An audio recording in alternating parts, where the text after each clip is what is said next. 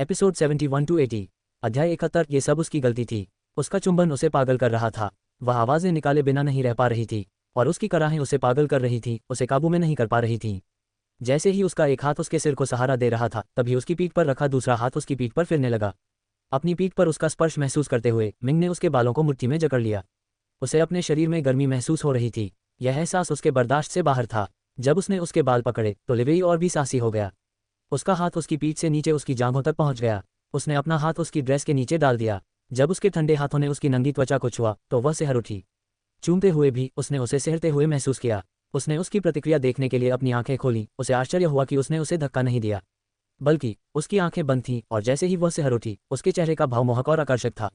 उसके हाथ उसकी जांघों पर घूम रहे थे। लिवेई ने चुंबन तोड़ा और उसकी गर्दन पर आ गया, उसे चूमने लगा और उसके शरीर पर निशान बनाने लगा। मिंग ने भी उसे और जगह देने के लिए अपना सिर पीछे झुका लिया। उसने उसकी गर्दन और हंसली को चूमा। उसकी दूधिया गोरी त्वचा अब लाल निशानों से ढकी हुई थी, जो उसने खुद बनाए थे। उसके हाथ उसकी स्त्रीत्व तक पहुंचने ही वाले थे कि मिंग अचानक उछल पड़ा।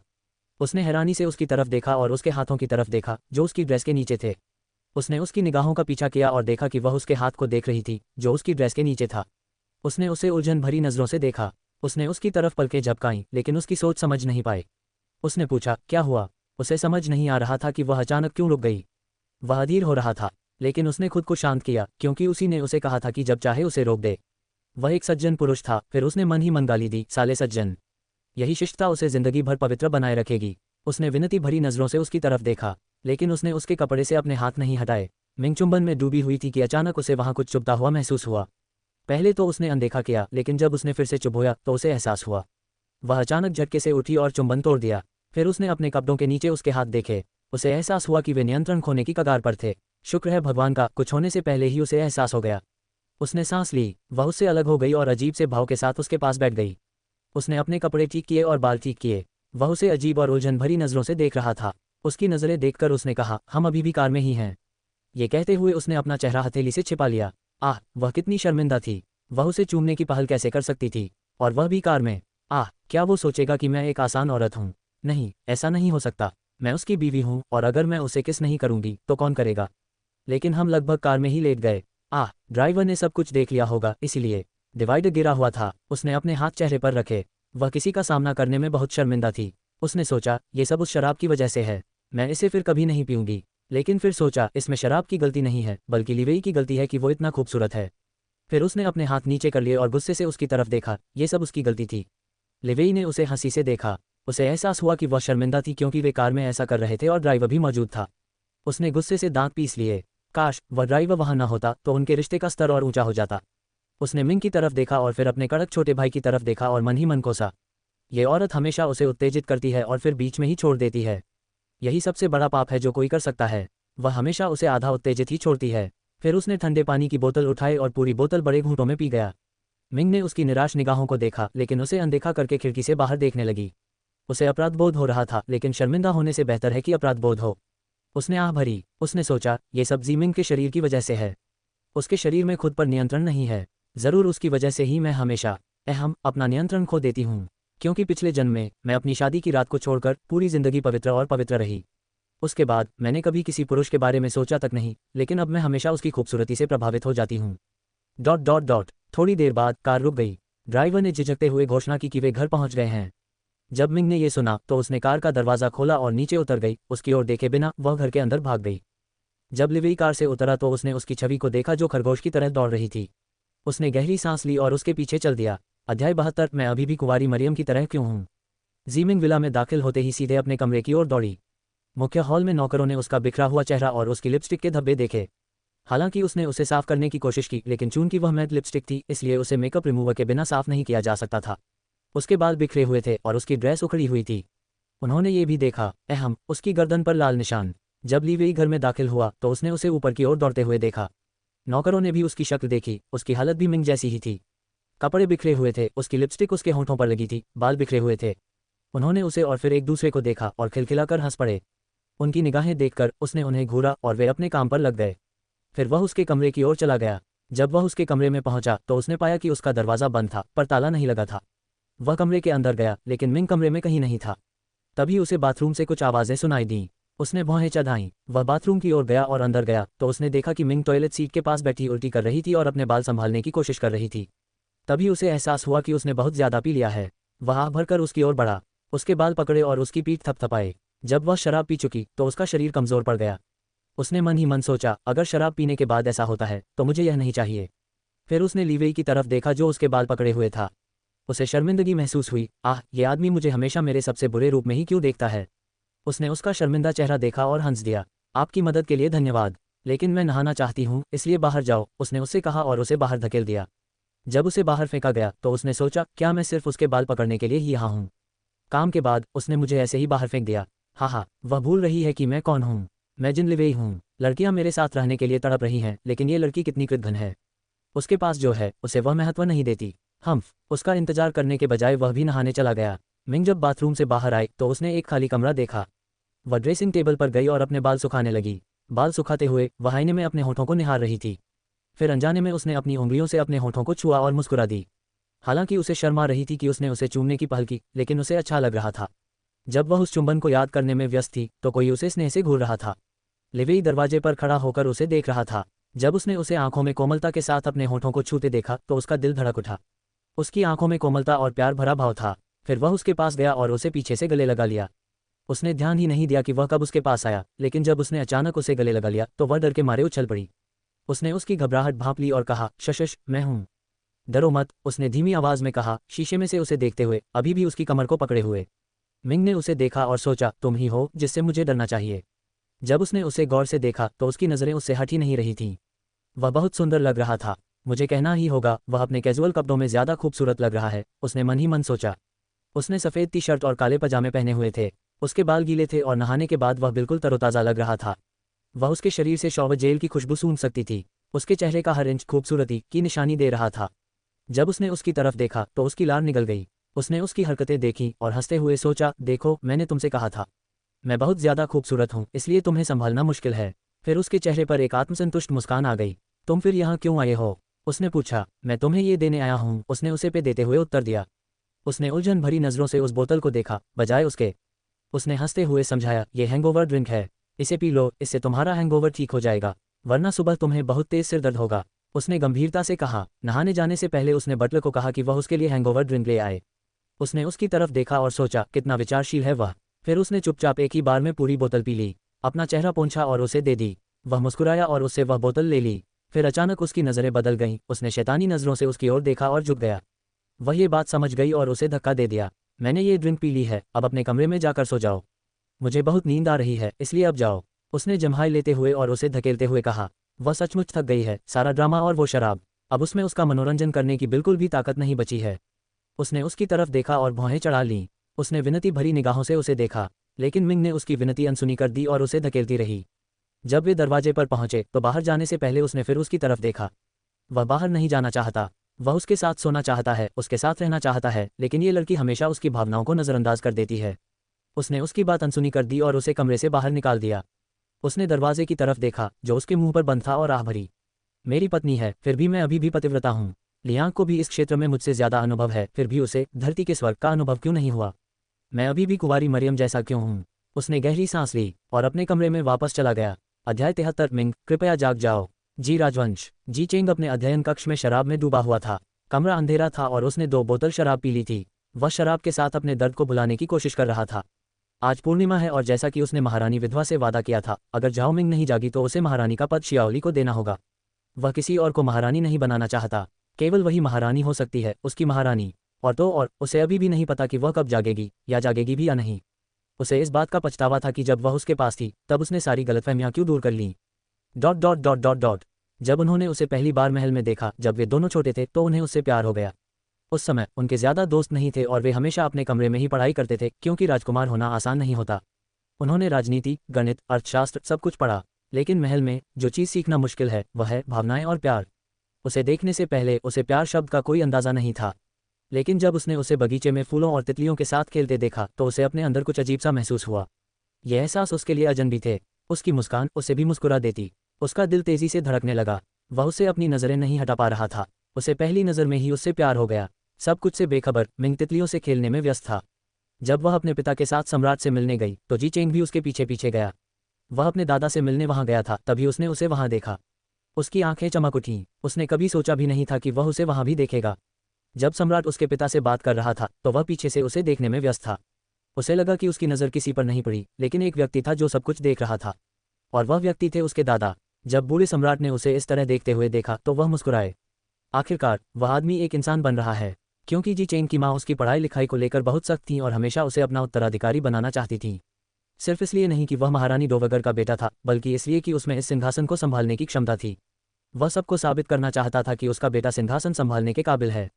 वह नहीं चाहती कि वह महल की राजनीति या प्रतिस्पर्धा के आगे कमजोर पड़ जाए, क्योंकि राजगद्दी संभालना कोई आसान काम नहीं है। जब बूढ़े सम्राट ने उसकी नज़र देखी तो उन्होंने झाओ मिंग को जी चेन के साथ राजगद्दी पर बिठाने का फैसला किया। जब वे विवाह योग्य हो जाएंगे तब उनका विवाह कर दिया जाएगा। जब जी चेन को झाओ मिंग के साथ अपने राजतिलक की खबर मिली तो वह बहुत खुश हुआ। उसने कभी सोचा भी नहीं था कि उसके दादा उसकी सगाई उस लड़की से तय कर देंगे जिसे वह पसंद करता है। वह उसके साथ समय बिताना चाहता था, लेकिन अगले ही दिन उसे सैन्य प्रशिक्षण के लिए भेज दिया गया। एक लड़का जिसे अभी अभी प्यार हुआ था उसे बेरहम सैन्य प्रशिक्षण के लिए दूर भेज दिया गया, और उसकी भावनाओं से बेखबर झाओ मिंग खुश थी क्योंकि उसे भी जी चेन पसंद था। जब उसने उसे चैम्बर में देखा तो उसे वह बहुत सुंदर और शालीन लगा। बिना कुछ जाने वह भी उसे नज़रों से देख रही थी। उसे लग रहा था कि सिर्फ वही है जो उसे पसंद करती है। उसने उसके सैन्य प्रशिक्षण के लिए जाने की खबर सुनी, लेकिन उससे मिल नहीं पाए। वह दुखी तो थी, लेकिन ये सोचकर खुश थी कि उसके वापस आने पर वे शादी कर लेंगे। जब वह 7 साल बाद वापस आया तो वह एक लड़के से एक जवान आदमी बन गया था, जिसकी मांसपेशियां और उसका निर्दयी रवैया था। वह 22 साल का था और सेना में प्रशिक्षण ने उसे क्रूर और भावनाहीन बना दिया था। वापस आने के बाद जब उसने उसे पहली बार देखा तो वह उनकी शादी की रस्मों के लिए था।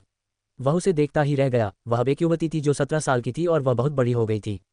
वह और भी खूबसूरत हो गई। वह उसे पहचान ही नहीं पाया। वह उसे देखता ही रहा। उसकी माँ ने उसके व्यवहार पर ध्यान दिया।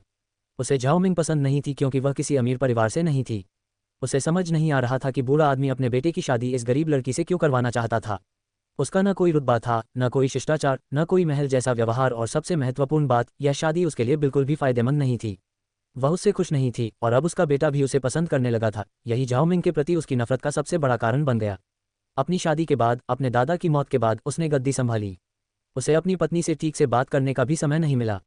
उसे अपनी भावनाएं बताने का कभी मौका ही नहीं मिला। कुछ हफ्ते बाद वह युद्ध में चला गया, जहां से वह 1 साल बाद वापस आया। वह शियाओली के साथ वापस आया, जिससे उसने अपनी शक्ति बढ़ाने के लिए शादी की थी। उस 1 साल में उसकी माँ ने झाओ मिंग को एक मूर्ति बना दिया। अब वह उसकी झाओ मिंग नहीं रही, जो जहां भी जाती हमेशा मुस्कुराती और खुशियां फैलाती। उसकी माँ ने उसका जीवन एक जेल जैसा बना दिया था। वह अब एक महारानी तो थी, लेकिन उसकी झाओ मिंग नहीं। वह एक शांत स्वभाव वाली सुंदर महिला थी, लेकिन वह खुश नहीं थी। वह बिना किसी भावना के बस महल के नियमों का पालन कर रही थी। अब उसके पास बस दर्द और उदासी थी। जब उसने उसका पीला चेहरा देखा, सारे सामान और भारी कपड़े पहने हुए, लेकिन कोई मुस्कान नहीं, तो उसने भौहें चढ़ाईं। इस पूरे साल में उसने क्या अनुभव किया। वह उसके पास जाना चाहता था, लेकिन उसकी माँ उसे उसके पास जाने से रोकने के लिए हमेशा कुछ न कुछ करती रहती थी। उसकी माँ चाहती थी कि वह ज़ियाओली का ध्यान रखे, क्योंकि वह एक प्रतिष्ठित परिवार से थी और उसने उसकी स्थिति मजबूत करने में उसकी मदद की थी। उसे उसके साथ समय बिताने का समय नहीं मिल पाता था, क्योंकि वह अपने काम में व्यस्त था, क्योंकि वह अभी युद्ध से लौटा था और उसे और भी काम निपटाने थे। वह इतना व्यस्त था कि वह ज़ियाओली के कमरे में भी नहीं जाता था, लेकिन उसे नहीं पता था कि ज़ियाओली दिखने में जितनी सीधी सादी है उतनी है नहीं। जब उसकी माँ ने उसे बताया कि झाओ मिंग ने एक गार्ड के साथ मिलकर उसके साथ धोखा किया है, तो उसे बहुत गुस्सा आया। पहले तो उसे यकीन नहीं हुआ, लेकिन जब उसने उस गार्ड को उसके कमरे में जाते और 2 घंटे बाद अस्त व्यस्त कपड़ों में वापस आते देखा, और खुद भी बाद में उस कमरे से आई, तो उसकी भौहें तन गईं। उसने कभी नहीं सोचा था कि वह उसके साथ ऐसा करेगी। उसे लगा था कि वह भी उससे प्यार करती है। उसे यह नहीं पता था कि गार्ड और झाओ मिंग को शियाओली ने धोखा दिया था और उन्होंने जो देखा वह उसकी योजना थी। उसने महारानी डोवगर को अपनी बातों पर यकीन दिलाया और सम्राट को बताया। इसी वजह से उसने उस गार्ड को विद्रोही होने के कारण मार डाला, और अगर नहीं तो उसे सम्राट को धोखा देने के लिए झाओ मिंग को भी मारना होगा, क्योंकि यह सबसे बड़ा पाप था जो कोई कर सकता है, और उसके पास अपनी बातों का कोई सबूत नहीं है। वर्तमान में वापस उसे अभी भी जियोली की चाल के बारे में पता नहीं है, लेकिन उसका मानना है कि झाओ मिंग उसके साथ ऐसा नहीं कर सकती, क्योंकि जब उसने उसकी आंखें देखी तो वे चीख चीख कर कह रही थीं कि वह निर्दोष है। वह उसे और चोट नहीं पहुंचा सकता था, इसलिए उसने अपने गुस्से को शांत करने के लिए कुछ समय के लिए दूरी बनाए रखी। वह अपने गुस्से के कारण उसे चोट नहीं पहुंचाना चाहता, लेकिन उसने कभी नहीं सोचा था कि वह आत्महत्या की कोशिश करेगी और कुछ भी तय होने से पहले ही वह उसे इस हालत में देखेगा। वह उसे बताना चाहता था कि वह उससे प्यार करता है, लेकिन उसे कभी मौका नहीं मिला। वह अपना सारा दर्द भुलाने के लिए शराब पी रहा था। वह बस चाहता था कि वह जाग जाए। वह जोर से चिल्लाया, मिंग कृपया उठो। अध्याय 74। वह जाग गई। रात अंधेरी और उदास थी, सिर्फ गरज चमक की आवाज़ सुनाई दे रही थी। जोरदार बारिश हो रही थी, बाहर कोई दिखाई नहीं दे रहा था। गरज चमक और बारिश का शोर से हरन पैदा करने वाला और रोंगटे खड़े करने वाला था। तेज हवा चल रही थी और बारिश हो रही थी और जानवर पक्षी इधर उधर शरण लेने के लिए भाग रहे थे। मिंग के कक्ष में एक लड़की बिस्तर पर लेटी हुई थी। उसका चेहरा पीला पड़ गया था। वह झाओ मिंग थी। उसकी नौकरानी लूशी उसके बिस्तर के पास सो रही थी। वह हमेशा उसका हालचाल जानने के लिए उसके कमरे में सोती थी। तेज आंधी तूफान के साथ ठंडी रात थी। उसे ठंड लग रही थी लेकिन वह उठी नहीं। वह पूरे दिन महारानी की देखभाल करते करते बहुत थक गई थी। वह रोते हुए सो गई क्योंकि उसने नौकरानियों से सुना था कि महारानी की उपाधि शियावली को दी जाएगी। वह अपनी कुमारी के लिए बहुत परेशान थी। जब वह गहरी नींद में थी, बिस्तर पर उसके बगल में लेटी लड़की हिली। उसने अपनी उंगलियां हिलाईं। वह अपनी आंखें खोलने की कोशिश कर रही थी लेकिन खोल नहीं पा रही थी। उसे याद आया कि उसके साथ क्या हुआ था। उसने अपनी यादें झाओ मिंग को दे दी थीं, जो अब जी मिंग के नाम से रह रहा था। उसके बाद वह गायब हो गई। उसने सोचा था कि वह मर जाएगी और स्वर्ग ले जाई जाएगी। काफ़ी कोशिशों के बाद आखिरकार वह अपनी आंखें खोल पाए। उसका पूरा शरीर अकड़ गया था और उसे ठंड लग रही थी। वह बारिश से भीग गई थी क्योंकि तेज़ हवा और बारिश के पानी के कारण खिड़की खुली हुई थी जिससे वह भीग गई थी। जब उसने आंखें खोली तो उसे सिर्फ अंधेरा ही दिखाई दे रहा था। आंधी तूफान के कारण चांद छिप गया था, इसलिए रोशनी की एक भी किरण नजर नहीं आ रही थी। वह असमंजस में थी। उसने मन ही मन सोचा, क्या यही परलोक है? क्या मैं सचमुच मर चुकी हूँ? हाय, मैंने कभी सोचा भी नहीं था कि मैं इतनी कम उम्र में मर जाऊंगी। मैंने अभी तक कुछ नहीं किया। मैंने अभी तक ब्रांड का लेटेस्ट ड्रेस कलेक्शन नहीं खरीदा, पर मुझे क्या हो गया था?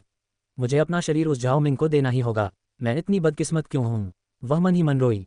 फिर उसने चारों ओर देखा। मुझे स्वर्ग या पिछले जन्म के पुल तक ले जाने वाला कोई नहीं है। आमतौर पर नाटकों में दिखाया जाता है कि आत्मा को ले जाने के लिए एक दुष्ट आत्मा होगा, लेकिन मुझे कोई दिखाई नहीं दे रहा। क्या मुझे उन्हें खुद ही ढूंढना होगा? उसने मन ही मन सोचा। कितना कठिन जीवन है जी मिंग, उसने जोर से सोचा। लूशी ने आवाज़ सुनी लेकिन उसने सोचा कि यह उसकी कल्पना थी क्योंकि इस कमरे में झाओ मिंग के साथ रहने के दौरान कई बार उसे इस तरह के मतिभ्रम हुए थे। झाओ मिंग ने बिस्तर से उठने की कोशिश की। उसके लिए यह बहुत मुश्किल था और इतनी देर तक सोने की वजह से उसकी पीठ भी दर्द कर रही थी, वो भी सख्त बिस्तर पर। वह बिस्तर से उतरी। जैसे ही उसने अपना पैर नीचे रखा, गलती से उसका पैर जमीन पर सो रही लड़की पर पड़ गया। वह डर के मारे उछल पड़ी और चीख पड़ी। आह! लड़की का भी कुछ ऐसा ही रिएक्शन हुआ। वह सो रही थी, तभी अचानक किसी ने उसके ऊपर पैर रख दिया। उसने डर के मारे आंखें खोली तो देखा कि एक लड़की सफ़ेद ड्रेस में, खुले बालों में, अपना चेहरा ढके हुए थी। वह डर के मारे उछल पड़ी और चीख पड़ी। दोनों एक साथ चीख पड़े। उन्होंने लगभग पूरे महल को जगा दिया। बाहर पहरा दे रहे पहरेदार दौड़कर अंदर आए। तभी सफ़ेद पोशाक पहने, खुले बालों वाली लड़की को देखकर वे भी चीख पड़े, आह भूत आह! मिंग इस सारे शोरगुल से डर गई। उसने मन ही मन सोचा, क्या मैं भूत बन गई हूँ? हे भगवान, आप मेरे साथ ऐसा क्यों कर रहे हैं? मुझे पता है कि मैं कोई आध्यात्मिक व्यक्ति नहीं हूँ, लेकिन आप मुझे भूत बनाकर ऐसी सज़ा नहीं दे सकते। मैं सबसे सुंदर लड़की थी और आपने मुझे भूत बना दिया। क्या यह उचित है? जब वह अपनी काल्पनिक दुनिया में मग्न थी, लूशी को लालटेन मिली और उसने उसे जला दिया। जब अंधेरे कमरे में पीली रोशनी फैली तो उन्हें लड़की का चेहरा धुंधला दिखाई दिया। जब मिंग ने उसके चेहरे से बाल हटाए तो लूशी खुशी से चिल्लाई, महारानी! वह उसके पास आए और रोते हुए उसे कसकर गले लगा लिया। झाओ मिंग लगभग पीछे की ओर लड़खड़ा गई। अपना संतुलन बनाने की कोशिश में उसने उस प्यारी सी बच्ची को धक्का देने की कोशिश की। उसने उसे यू मई की याद दिला दी, लेकिन वह उसे कसकर गले लगाए हुए थी, इसलिए वह उसे दूर नहीं धकेल सकती थी। फिर उसने संघर्ष करना बंद कर दिया और वहीं भावशून्य खड़ी रही। वह अभी भी उलझन में थी कि क्या हो रहा है? क्या मैं भूत नहीं हूँ? ये लड़की मुझे गले क्यों लगा रही है और मुझे महाराज क्यों कह रही है?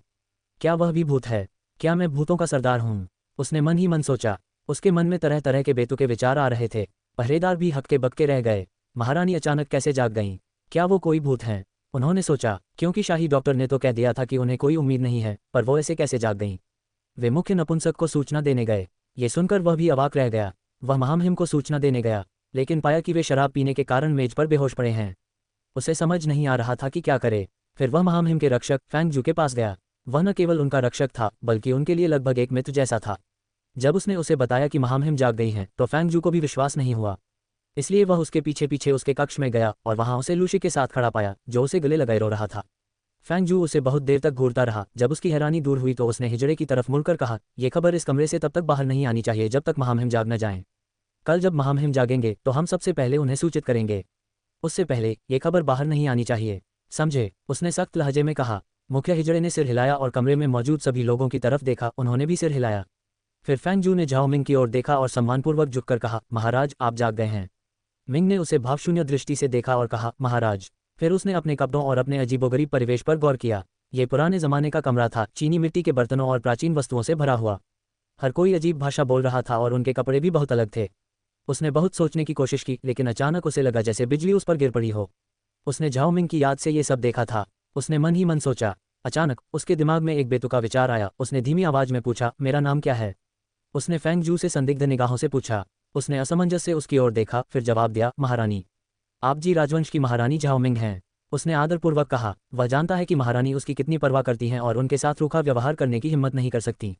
जब जी मिंग ने यह सुना तो वह चिल्लाई, अरे क्या ये कोई बेवकूफ़ी भरा नाटक है। वह अविश्वास में चिल्लाए। पहले तो उसे विश्वास ही नहीं हुआ कि वह मर गई है। जब उसने विश्वास किया और अब उसका शरीर भी उसका नहीं रहा तो उसने सोचा कि वह मर गई है और पुनर्जन्म लेगी और एक नया जीवन पाएगी। लेकिन उसने कभी नहीं सोचा था कि जब वह जागेगी तो वह अतीत में वापस आ जाएगी और वह भी झाओ मिंग के शरीर में। वह जी मिंग, जिन लीवेई की पत्नी थी, उसके पास सब कुछ था, लेकिन अब वह उस झाओ मिंग के शरीर में आ गई थी। जब उसने अपनी यादें उसे दी तो उसे झाओ मिंग की यादें भी मिल गईं और उसे उसके अतीत के बारे में भी पता चल गया। उसे उस पर दया तो आए, लेकिन उसने कभी नहीं सोचा था कि वह खुद यहाँ आएगी। सब लोग उसे अविश्वास से देख रहे थे। उन्होंने उसे कभी इस तरह व्यवहार करते नहीं देखा था और वह ये कैसी अजीब बातें बोल रही थी। वह अचानक खिलखिलाकर हंसने लगी। आहा, ये बहुत मज़ेदार है, ये सचमुच मज़ेदार है। वह बिस्तर के किनारे बैठ गई। उसे इस तरह हंसते देख गार्ड और लूसी डर गए। बारिश और आंधी तूफान के कारण माहौल पहले से ही डरावना था और यहाँ तो वह ऐसे हंस रही थी जैसे किसी भूत प्रेत का साया हो। फिर अचानक वह रोने और चिल्लाने लगी, मैं यहाँ नहीं रहना चाहती। ये सही नहीं है। यहाँ कोई फ़ोन नहीं है, कोई वाईफाई नहीं है, कोई एयर कंडीशनर नहीं है, कोई कार नहीं है। मैं यहाँ कैसे रहूँगी। वह वहाँ खुशी से रह रही थी और मुझे इन बेवकूफ़ों के साथ यहाँ फेंक दिया गया। वाह, ये सब चिल्लाते हुए वह ज़ोर ज़ोर से रो रही थी। कमरे में मौजूद सभी लोग अचंभित थे। क्या महारानी लंबे समय तक कोमा में रहने के बाद पागल हो गई हैं। वे सब अपने मन में सोचने लगे। अध्याय 75। मेरा भाग्य कितना अच्छा है। जब मिंग को अपनी स्थिति का एहसास हुआ तो उसे समझ नहीं आ रहा था कि उसे जिंदा होने पर खुश होना चाहिए या रातों रात एक अनचाही महारानी बन जाने पर रोना चाहिए। वह हंसने लगी और फिर रोने लगी। उसे समझ नहीं आ रहा था कि उसके साथ ये सब क्यों हो रहा है। उसने सभी पहरेदारों और लूशी को देखा जो बुरी तरह डरे हुए थे और फिर उसने फैंगजू की तरफ देखा जो उसे घूर रहा था। उसने मन ही मन सोचा, मैं कितनी खुशकिस्मत हूँ। मेरी जिंदगी एक नाटक क्यों बन गई है जहाँ ये सब बेतुकी बातें हो रही हैं। मैंने पिछले जन्म में ऐसा कौन सा पाप किया था कि मेरे साथ ये सब हो रहा है। उसने उन डरे हुए लोगों को देखते हुए मन ही मन सोचा जो सोचते थे कि उस पर भूत प्रेत का साया है। फिर उसने गहरी सांस ली और कहा, तुम सब क्या देख रहे हो, जाकर सो जाओ, मैं थक गई हूँ। उसने उन्हें बाहर निकलने के लिए इशारा करते हुए कहा। सब अविश्वास से उसकी ओर देखने लगे। उनकी शालीन और शांत महारानी किसी घमंडी महिला की तरह व्यवहार कर रही थी। यह उनकी आदत नहीं थी। पहले वह शांत और संयमित थीं और दूसरों के साथ, यहाँ तक कि नौकरों के साथ भी विनम्र रहती थीं। इसीलिए लोग उन्हें तुच्छ समझते थे और कई नौकर जियाउली और महारानी विधवा के समर्थन के कारण उनका अपमान करते थे। लेकिन अब वह अपने स्वभाव के विपरीत व्यवहार कर रही थी। जब वे नहीं गए तो उसने उन्हें घूरते हुए कहा, जाओ न। जब पहरेदारों ने उसका गुस्सा भरा चेहरा देखा तो वे जल्दी से कमरे से बाहर निकल गए। वे किसी प्रेतग्रस्त भूत द्वारा खाए नहीं जाना चाहते थे। लेकिन फैंगजू अपनी जगह पर खड़ा रहा। झाओ मिंग या यूं कहें कि जी मिंग ने उसकी तरफ देखा और अपनी बाहें ऊपर उठाईं। उसे देखते ही उसने आदरपूर्वक कहा, महाराज, क्या मुझे शाही डॉक्टर को बुलाना चाहिए। आप एक हफ्ते से ज़्यादा समय बाद कोमा से अभी अभी जागी हैं। उसने उसे शक की निगाह से देखा और कहा, ज़रूरत नहीं है, अब तुम जा सकते हो। उसने हाथ हिलाकर उसे भगा दिया। फैंगजू ने उसके रूखे व्यवहार को देखा और उसके व्यवहार से नाराज़ हो गया। वह सम्राट का सबसे करीबी रक्षक और दोस्त था, किसी ने उससे इस तरह बात नहीं की थी। महारानी विधवा ने भी उसके साथ ऐसा व्यवहार कभी नहीं किया, लेकिन वह उसके साथ एक तुच्छ सेवक जैसा व्यवहार कर रही है। वह झल्लाया और कमरे से बाहर चला गया। उसने सोचा, मैं आज सुबह सम्राट को ये सब बता दूंगा। महारानी को जरूर सिर में चोट लगी होगी, इसलिए वह अजीब व्यवहार कर रही हैं। जब सब चले गए तो कमरे में अब सिर्फ मिंग और लूशी ही बचे थे। मिंग बिस्तर पर लेट गई और अपने सामने डरी हुई लड़की को देखा। उसने उसे पास आने का इशारा किया। लूशी झिझकते हुए उसके पास गई और बोली, क्या आपको कुछ चाहिए महाराज। उसने विनम्रता से पूछा। मिंग ने प्यारी सी बच्ची की ओर देखा और आह भरते हुए कहा, मुझे बताओ, मैं कितने समय तक कोमा में थी और मेरे साथ क्या हुआ था। उसने बेपरवाही से पूछा। लूशी ने उसे अजीब नज़रों से देखा, लेकिन फिर जवाब दिया, मिस, आप एक हफ्ते से ज़्यादा समय तक कोमा में थीं। जब आप तालाब में गिरी और बाद में आपको बचाया गया तब आपकी सांसें कमज़ोर थीं। उसने भारी आवाज़ में कहा। मिंग ने उसकी बात सुनकर अपनी बाहें चढ़ा लीं। तो फिर उसने पूछा, हर डॉक्टर ने कहा था कि कोई उम्मीद नहीं है और आपको बचाया नहीं जा सकता, लेकिन तभी एक संदिग्ध महिला प्रकट हुई और दावा किया कि वह आपको ठीक कर सकती है। पहले तो महाराज ने आनाकानी की, लेकिन बाद में उन्होंने उस महिला को आपका इलाज करने की अनुमति दे दी। उस महिला की वजह से आपकी सांसें फिर से स्थिर हो गईं, लेकिन लंबे समय तक बेहोश रहीं। सभी शाही डॉक्टरों ने कहा था कि उन्हें नहीं पता कि आप कब जागेंगे, लेकिन आज आप आखिरकार जाग गए। उसने अपने आंसू पोंछते हुए कहा। झाओ मिंग ने उसे खाली आंखों से देखा और मन ही मन सोचा, क्या यही औरत इस सारी गड़बड़ी की वजह है। क्या यही वो औरत है जिसने झाओ मिंग को मेरे शरीर में भेजा था, लेकिन क्यों। उसे ज़रा भी अंदाज़ा नहीं था कि उसके साथ ये सब क्यों हुआ और वो क्यों। उसने लूशी की ओर देखा और पूछा, वह महिला कहाँ है। लूशी ने उसकी ओर देखा और कहा, मिस, वह महिला आपका इलाज करने के बाद गायब हो गई।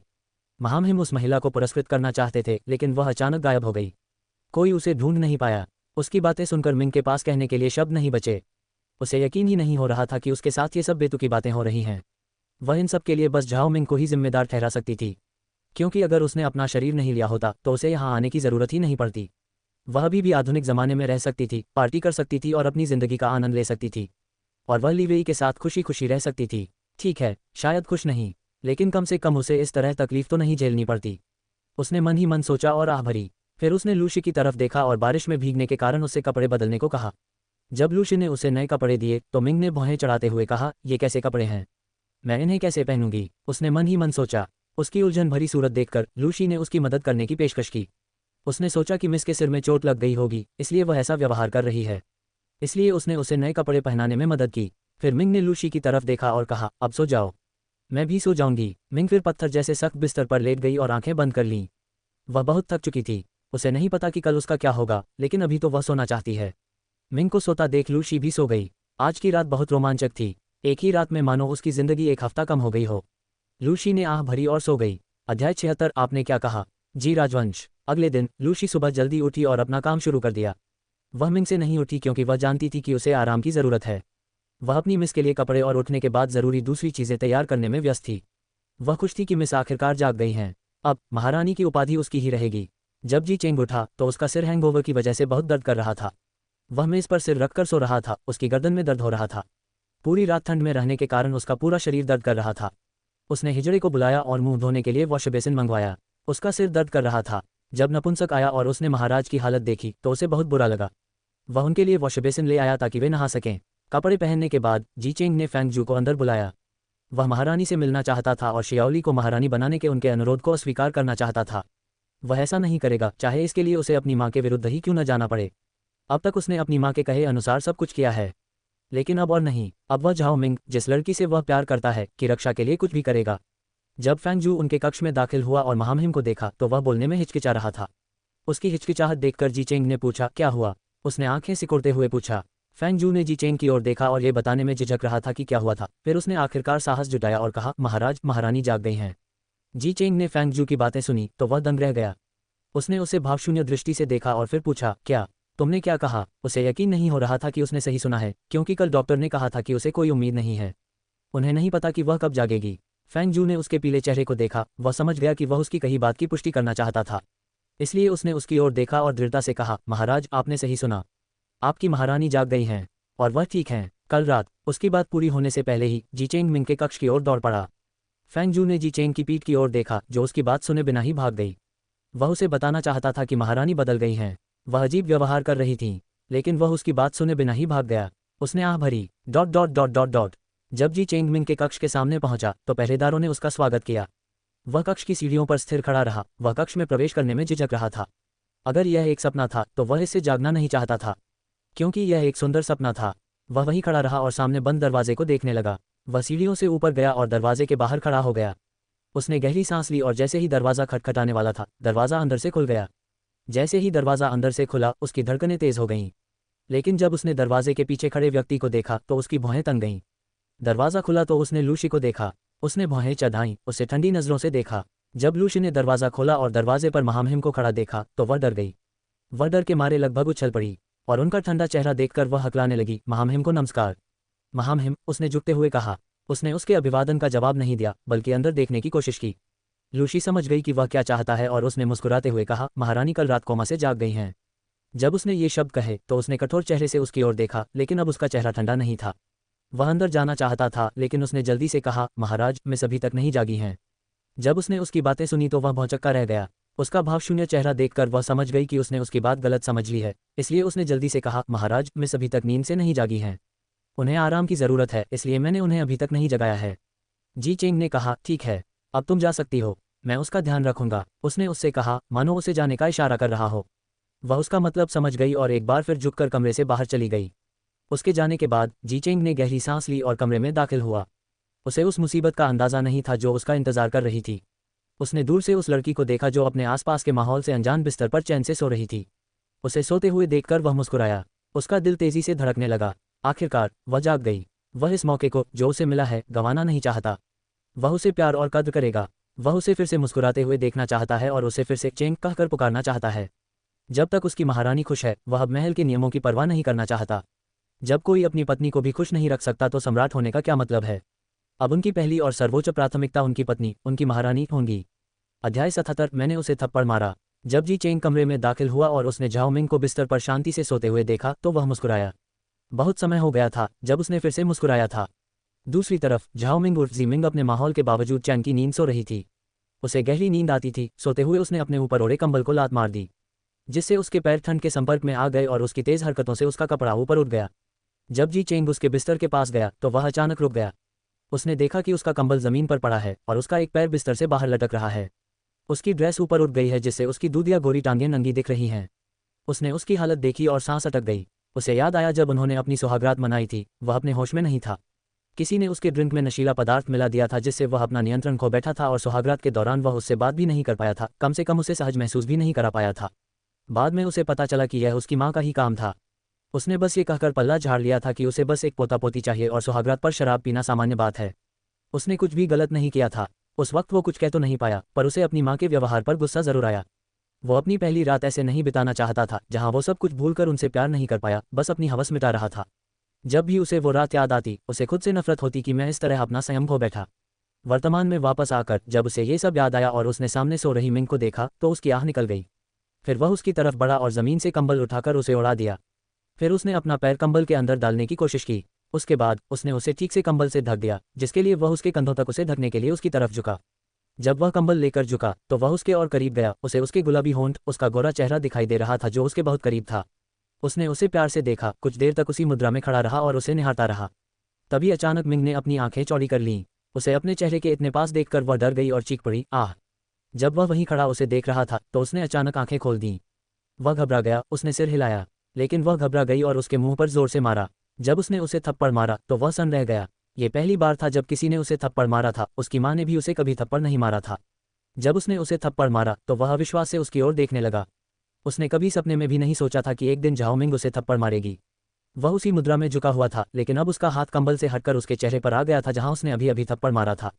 फिर वह अजीब तरह से सीधा खड़ा हो गया और अपनी आंखों में छिपी शर्मिंदगी को छिपाने के लिए दूसरी तरफ देखने की कोशिश करने लगा। उसे उस पर गुस्सा नहीं था, भला उसे थप्पड़ मारने पर उस पर गुस्सा कैसे हो सकता था। वह इसके लायक ही था, इसलिए वह कुछ कह नहीं पाया। अगर वह उसे और थप्पड़ मारना चाहती तो वह खुशी खुशी ऐसा कर देता जब तक वह उसके साथ रहेगी। उधर मिंग हतप्रभ थी, जैसे अभी अभी नींद से जागी हो और अपनी तेज प्रतिक्रियाओं के कारण उसने गलती से उसे थप्पड़ मार दिया। जब उसे एहसास हुआ कि उसने क्या किया है तो उसने मासूमियत से उसे आंख मार दी, सब कुछ भूलने की कोशिश में। पर यह बात ऐसे नहीं भूलेगी। उसने अपने सामने खड़े खूबसूरत आदमी को देखा जिसने नेवी रंग का लबादा पहना हुआ था, बाल पीछे बंधे थे और चेहरा किसी कलाकृति की तरह उकेरा हुआ था। वह इतना खूबसूरत था कि लीवेई भी उसके सामने गौण लग रहा था। फिर उसने चारों ओर देखा और महसूस किया कि वह झाओ मिंग के शरीर में थी और रात में जो कुछ भी हुआ वह कोई सपना नहीं था। उसने आह भरी। उसे एहसास हुआ कि यह वही आदमी है जिससे झाओ मिंग प्यार करता है। उसने मन ही मन सोचा, इसमें कोई शक नहीं कि वह लड़की उस पर इतनी फिदा क्यों थी। मुझे लगा था कि वह उसे दिल से प्यार करती है, लेकिन असल में इस खूबसूरत चेहरे के पीछे भी वही थी।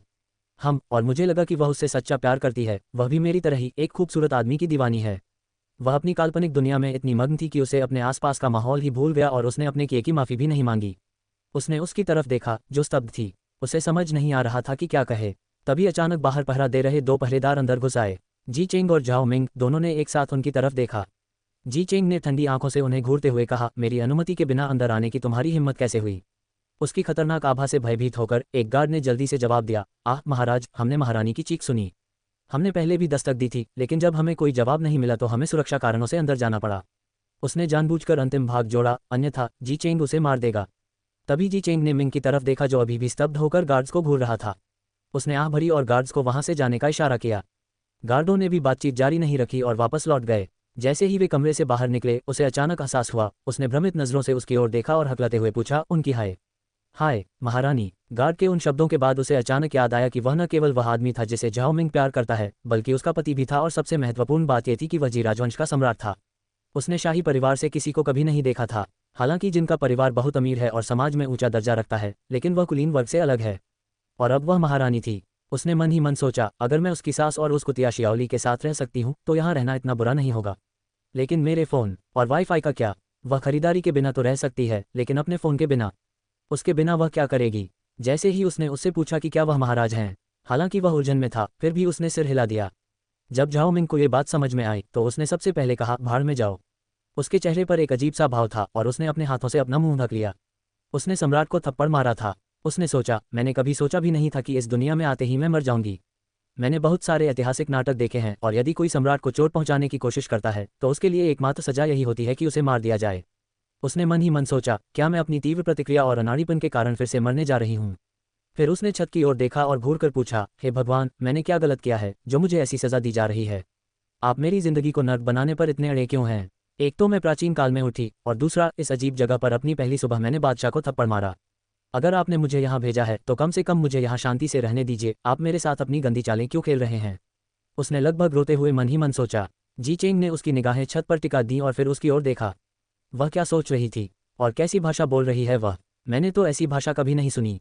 उसने उलझन भरी नजरों से उसकी तरफ देखा। अध्याय 78 अजीब। जब वह अपनी काल्पनिक दुनिया में खोई हुई थी, वह उसे स्नेह से देख रहा था। ये झाओ मिंग उस मिंग से अलग थी जिसे उसने पहले देखा था। पहले वाली झाओ मिंग संकोची, विनम्र और शिष्ट थी। उसके बोले गए हर शब्द में गहरा अर्थ छिपा होता था, लेकिन साथ ही वह बहुत मासूम और समझदार भी थी। इसलिए उसे उस पर तरस आ रहा था, क्योंकि महल में आने के बाद उसकी खुशी कहीं खो गई थी। उसकी आंखें कोमल और प्रेम से भरी थीं। एक ओर वह उसे प्यार से निहार रहा था, वहीं दूसरी ओर मिंग बुरी तरह डरी हुई थी। अपनी यादों से वह जानती है कि झाओ मिंग और जी चेंग के बीच संबंध अच्छे नहीं हैं, जैसे उसके और लिवेई के बीच। लेकिन कम से कम उस देश में कानून है, और अगर उसने कभी उसे थप्पड़ मारा भी तो उसे मार नहीं दिया जाएगा। लेकिन यहाँ तो मानो उसने कोई बहुत बड़ा अपराध कर दिया हो। इस समय उसे जिस व्यक्ति की सबसे ज्यादा याद आ रही थी वह था लिवेई। हालांकि उसे उसकी शक्ति और रुतबे से ज्यादा प्यार था, लेकिन वह अकेली नहीं थी। उसने भी उसे कभी प्यार नहीं किया था, लेकिन कम से कम वह इस सम्राट से तो बेहतर था। उसके साथ उसे छोटी छोटी बातों की चिंता नहीं करनी पड़ती और वह जो चाहे कर सकती है। लेकिन यहाँ महल में नियम बहुत सख्त हैं। उसके लिए अपने व्यवहार पर नियंत्रण रखना बहुत मुश्किल है। वह खुद को उन नियमों का पालन करने के लिए मजबूर नहीं कर पाती जो उसे पसंद नहीं थे। वह नियमों का पालन करने की बजाय नियमों का उल्लंघन करने वाली ज्यादा थी। और नाटक और साजिशों से भरे सभी ऐतिहासिक नाटकों ने मिंग पर एक भयावह जगह का प्रभाव डाला था। वह खुद को इस महल को पसंद करने के लिए मजबूर नहीं कर पा रही है। Dot dot dot dot. जी चेंग ने उसके अंदर की उथल पुथल को तोड़ा जैसे ही उसने धीरे से कहा, मिंग। झाओ मिंग ने उसकी तरफ देखा और जवाब दिया, आह। वह बुरी तरह डर गई थी। उसने सोचा था कि वह उसे मौत की सजा देगा, इसलिए उसके कुछ कहने से पहले उसने जल्दी से खुद को समझाया, आह, मुझे माफ करना। मुझे तुम्हें मारना नहीं था। बस जब मैं उठी तो तुम बहुत करीब थे, इसलिए मैं डर गई और गलती से तुम्हें मार दिया। ये जानबूझकर चोट नहीं थी, इसलिए कृपया मुझे सजा न दें। उसने ये सब उसके सामने हाथ जोड़कर विनती भरे लहजे में कहा। ये सब वो उसकी तरफ देखते हुए कह रही थी। उसकी आंखों में घबराहट साफ दिख रही थी जब उसने उसकी बातों का कोई जवाब नहीं दिया। उसने सोचा, उसकी मौत नज़दीक है, अब वो सच में मर जाएगी। जब वो बोल रही थी तो वो उसे एकटक देख रहा था। उसके पास कहने को कुछ नहीं था।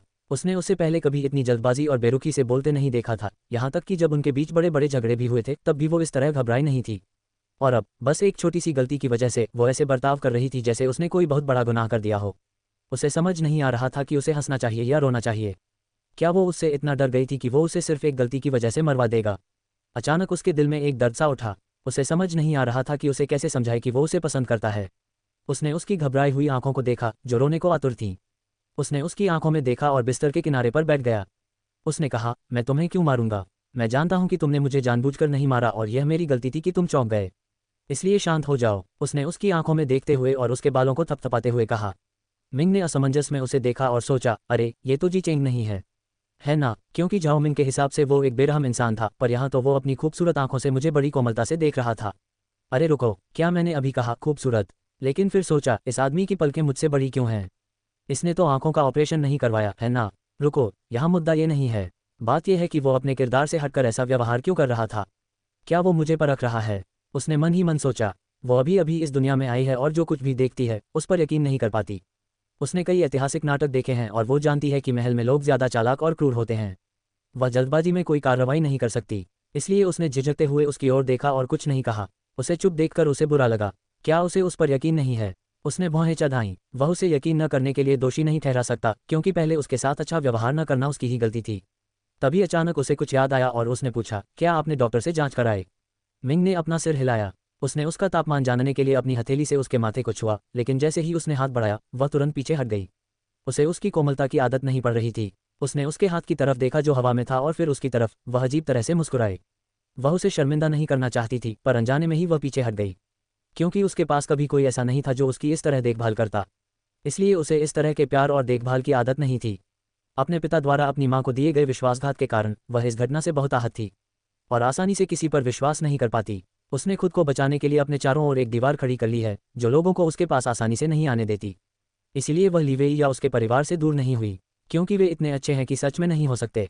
वह हमेशा सोचती थी अगर वह उनके बहुत करीब आ गई तो लिवेई से अलग होने पर उसे और भी ज्यादा दर्द होगा। वह लंबे समय तक विदेश में रही थी और वापस आने के बाद उसके दादा का भी देहांत हो गया।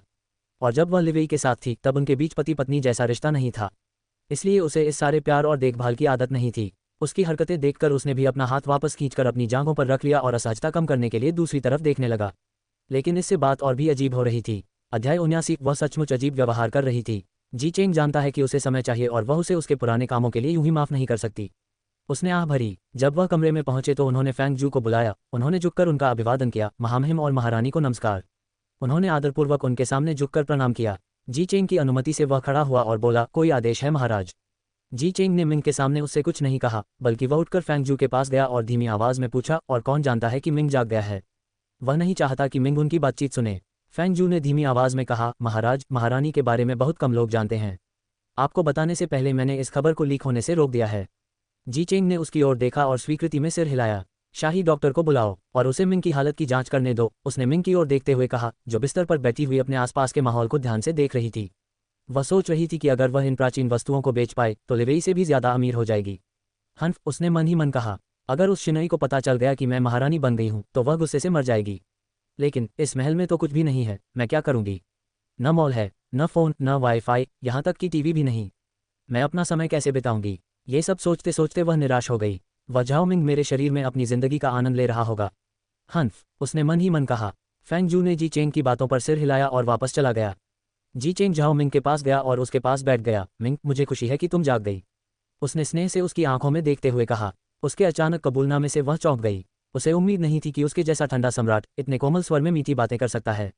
वह स्थिति समझ नहीं पा रही थी। क्या असली झाओ मिंग से जुड़ी उसकी यादें सच थीं या सामने वाला आदमी उतना बुरा नहीं था जितना वह सोच रही थी? उसने उसकी तरफ देखा और सोच में पड़ गई। वह मन ही मन हंसी, लेकिन मैं यहाँ आकर खुश नहीं हूँ। लेकिन उसने एक विनम्र मुस्कान दी और कुछ नहीं कहा। वह सम्राट के साथ बदतमीजी करने की हिम्मत नहीं कर सकती। उसे अपनी जिंदगी सबसे प्यारी है और वह दूसरी बार मरना नहीं चाहती।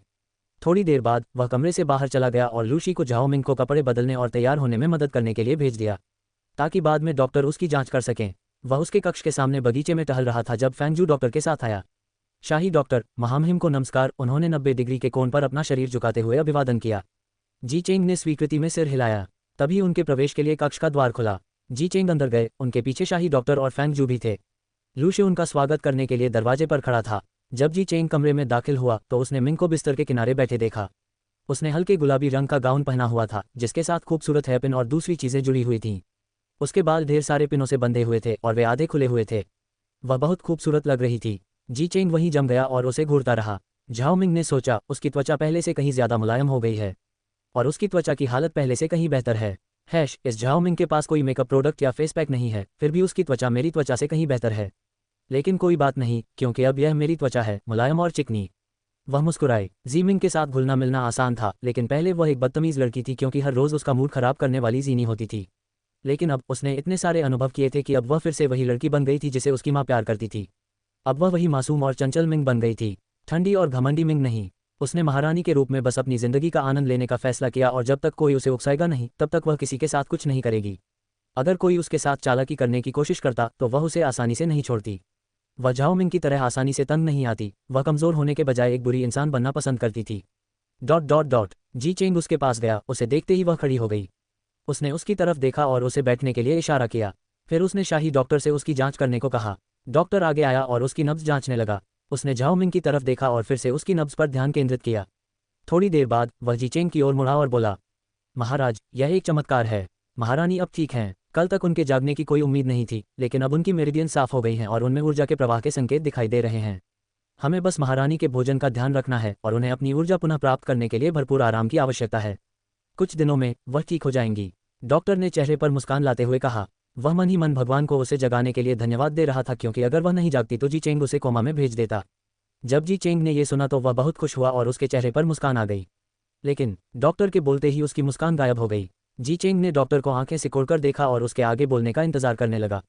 डॉक्टर ने कहा, लेकिन महामहिम, महारानी शायद कुछ बातें भूल गई हैं। जैसा कि मैंने उनसे पूछा था, उन्हें दुर्घटना से पहले का दिन और कुछ अन्य बातें याद नहीं हैं, और मुझे लगता है कि उन्हें आंशिक स्मृतिलोप हो सकता है, जहां वे अपनी याददाश्त के कुछ हिस्से भूल गई हैं।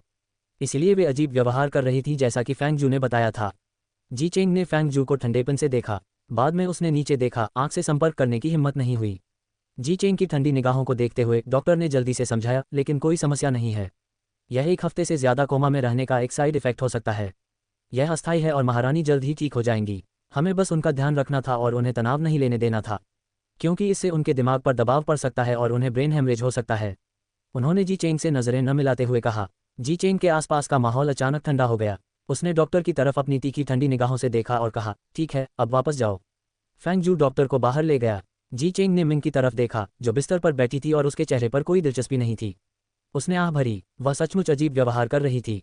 वह उसकी चिंता कर रहा था, हालांकि वह चाहता था कि वह अतीत की सारी बुरी यादें भूल जाए, लेकिन वह खुश भी था कि वह ठीक है और उसकी देखभाल से वह स्वस्थ हो जाएगी। बस उसे उसका ध्यान रखना है। अध्याय 80। वे सोचते हैं मैं पागल हूँ। जब शाही डॉक्टर फैंग जू के साथ चले गए तो झाओमिंग डॉक्टर की पीठ देख रही थी। उसने भौहें सिकोड़ते हुए पूछा, अजीब व्यवहार करने से उनका क्या मतलब है? क्या वे मुझे पागल समझते हैं या क्या? उसने निराशा से भौहें सिकोड़ते हुए डॉक्टर की पीठ देखी। सच में, वे उसे पागल कह रहे हैं। वह यहाँ की सबसे समझदार इंसान है। वह भविष्य से आई है, भगवान लानत है। उसने मन ही मन भौहें चढ़ाईं। हाँ, झुंझलाहट में वह जोर से हंसी। जब उसने आवाज़ लगाई तो जीचेंग ने उसकी तरफ मुड़कर देखा, और जब उसने उसकी व्यंग्यात्मक मुस्कान देखी तो वह असमंजस में पड़ गया। इस दौरान उसे लगा कि वह उसके बारे में पूरी तरह जानता है या कम से कम उसे बेहतर जानने लगा है। लेकिन जब उसने उसकी उपहासपूर्ण मुस्कान देखी तो वह उलझन में पड़ गया। वह हमेशा सबके साथ बहुत विनम्र रहती थी। उसने कभी किसी नौकर को डांटा तक नहीं। उसने उसे पहले कभी इस तरह मुस्कुराते नहीं देखा था। यह उसके लिए बिल्कुल नया था। उसने सोचा कि वह ऐसा इसलिए व्यवहार कर रही है क्योंकि उसे आंशिक स्मृतिलोप है और उसे आराम की ज़रूरत है। उसने उसे धीरे से देखा और मुस्कुरा दिया। उसकी नज़रें महसूस करते हुए झाओमिंग ने पलटकर देखा कि उसकी नज़रें उस पर हैं। वह अजीब तरह से मुस्कुराए। वह समझ नहीं पा रही थी कि वह क्या सोच रहा था, लेकिन उसे उसकी दयनीय नज़रों से नफरत थी। उसने मन ही मन सोचा, तो वे मुझे पागल समझ रहे हैं। अब जब वे मुझे पागल समझ ही रहे हैं तो फिर पागलपन क्यों न करते रहें। वह शैतानी या यूं कहें कि डरावने अंदाज में मुस्कुराए। कोई उसे देखता तो उसे ऐसा लगता जैसे किसी भूत प्रेत ने उसे जकड़ लिया हो। तकनीकी तौर पर यह गलत नहीं होना चाहिए क्योंकि वह झाओमिंग नहीं थी, लेकिन उसके साथ पागल जैसा व्यवहार क्यों किया गया जबकि झाओमिंग मेरे शरीर में अपनी जिंदगी का आनंद ले रही होगी। फिर जी चेंग ने कहा, मिंग, अब जाकर आराम करो। तुम्हें आराम की ज़रूरत है। इस तरह तुम जल्दी ठीक हो जाओगी। उसने हल्की मुस्कान के साथ कहा। उसकी बातें सुनकर मिंग चिढ़ गई। मैं आराम नहीं करना चाहती। मैं ठीक हूँ। मैं बाहर जाकर ताज़ी हवा लेना चाहती हूँ। उसने उसे डांटते हुए कहा। उसने असमंजस से उसकी ओर देखा। वह रूखेपन से बात कर रही थी, जो एक महिला जैसा नहीं है। आमतौर पर सम्राट से बात करते समय सभी को औपचारिक लहजे में बात करनी चाहिए, और केवल सम्राट ही नहीं, महल में यही बुनियादी शिष्टाचार है। लेकिन वह उससे सहजता से बात कर रही थी। उसे समझ नहीं आ रहा था कि इस पर क्या प्रतिक्रिया दे, लेकिन किसी वजह से उसे इस एहसास से नफरत नहीं थी। इस पूरे महल में किसी ने भी उसे इतने सहज तरीके से बात नहीं की थी, लेकिन उसे अपने साथ इतना सहज देखकर मजा आ रहा था। महल में आने पर भी उसने कभी इतना सहज व्यवहार नहीं किया था। वह उसके सामने बहुत सतर्क रहती थी, उसे अपना सबसे बुरा रूप दिखाने से डरती थी। वह हमेशा उससे विनम्रता और सम्मान से बात करती थी। उसने कभी भी अपनी निजी भावनाएं उसके सामने प्रकट नहीं की। वह डरती थी कि अगर उसने अपनी सच्ची भावनाएं प्रकट की तो वह उससे नफरत करने लगेगा, लेकिन इस वजह से वह हमेशा उससे दूरी महसूस करता था। ... जब उसने कोई जवाब नहीं दिया तो उसने अपनी बाहें उसकी तरफ उठाईं। उसने उसकी तरफ देखा और कहा, तुम बाहर जा सकती हो, लेकिन आज नहीं। तुम कल ही कोमा से उठी हो। बस कुछ दिन आराम करो, फिर बाहर जा सकती हो। उसने सख्त लहजे में कहा। उसने उसकी बातें सुनी और निराश हो गई। उसकी जिंदगी में किसी ने उसे नियंत्रित नहीं किया, हालांकि वह उसकी परवाह करता था, लेकिन उसे यह बात परेशान करने वाली लगी। उसे लगा जैसे वह उसकी पसंद की आज़ादी पर पाबंदी लगा रहा है। वह एक आज़ाद औरत थी, 7 साल से अकेले विदेश में रह रही थी। उसे बिना किसी की इजाज़त के अपने फैसले लेने की आदत थी, और शायद इसी वजह से वह कई बार लिवेई से झगड़ती थी। उसने उनकी ओर देखा और दृढ़ता से कहा, नहीं, मैं आज जाऊंगी। मैं अब और आराम नहीं करना चाहती और मुझे नहीं लगता कि महामहिम को इससे कोई परेशानी होनी चाहिए। उसने व्यंग्यात्मक लहजे में कहा। उसने उसकी तरफ भौहें उठाईं और आंखें सिकोड़ लीं। वह उसे ना कहना चाहता था, लेकिन कुछ न कहने का फैसला किया। फिर उसने कहा, तो कहीं भी जाने से पहले नाश्ता कर लो और लूशी को भी साथ ले जाओ। उसने ठंडे स्वर में कहा और फिर जाने के लिए मुड़ गया। उसे उसकी चिंता थी, लेकिन वह उसे गलत नज़रिए से देख रही थी। वह उसे डांटना नहीं चाहता था, इसलिए बिना कुछ कहे वहां से चला गया। उसने आह भरी। कोमा से जागने के बाद मिंग को संभालना बहुत मुश्किल हो गया है, लेकिन वह उससे नफरत नहीं करता क्योंकि उसे कुछ भी कहने का कोई हक नहीं है। और वैसे भी औरतों का थोड़ा नखरे दिखाना तो आम बात है। अजीब बात थी कि पहले वो बहुत ज़्यादा आज्ञाकारी थी, अब वो उसे थोड़ा बिगाड़ना चाहता था। वो उसे अब अपनी पत्नी बनाना चाहता था, महारानी नहीं, क्योंकि महारानी के फ़र्ज़ निभाते निभाते वो अपनी ज़िंदगी जीना ही भूल गई थी। वो हरम के कामकाज संभालने में व्यस्त थी, लेकिन उसकी सास उसे कभी पसंद नहीं करती थी और न ही उसकी मेहनत पर कभी ध्यान देती थी। लेकिन अब वह उसकी रक्षा करेगा, चाहे उसे उसकी माँ के खिलाफ ही क्यों न जाना पड़े। अब वह उसकी चालों में नहीं फंसेगा और सिर्फ मिंग की बातों पर ही विश्वास करेगा। आगे की कहानी सुनाने के लिए वी एम स्टोरी वर्ल्ड को सब्सक्राइब करो।